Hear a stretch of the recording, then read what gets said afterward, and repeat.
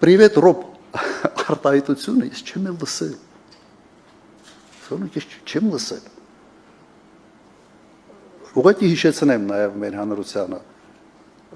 Շարլ Ազնավուրի այցն էր Հայաստան, եւ մենք միասին շատ լավ ժամանակ ենք անցկացրել այդտեղ։ Մենք մտնելուց ոտնկայից մարդիկ ծափարում էին, դուրս գալուց ես ընդհանրապես չգիտեի թե ինչ է ինձ կատարվել։ Խոսքը նրա մասին էր հետագայում ինձ իհարկե զեկուցել են, որ ինչ-որ մի քիչ քեֆ ավելի լավ վիճակում, ինչ-որ վիճաբանություն ա եղել Տիկնազորի մեկի հետ։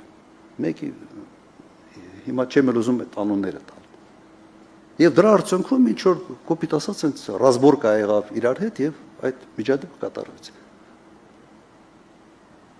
Հիմա եթե դա համեմատում ենք այդ Շարասյան հղի կնոջ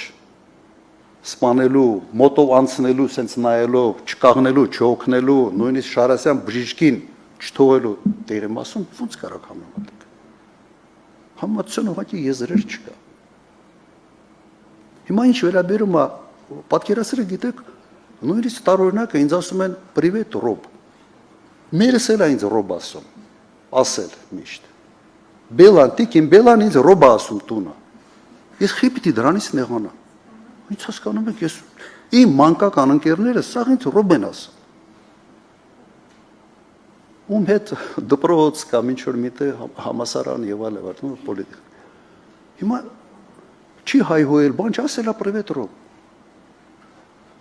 Ու ես դրանից պետք է նեղանամ, լավ, այդ աբսուրդը կամ հիմարությունը շատ կներեք, բայց մի բառեր կօգտագործեմ, այդ էշությունը տարածում ստացավ։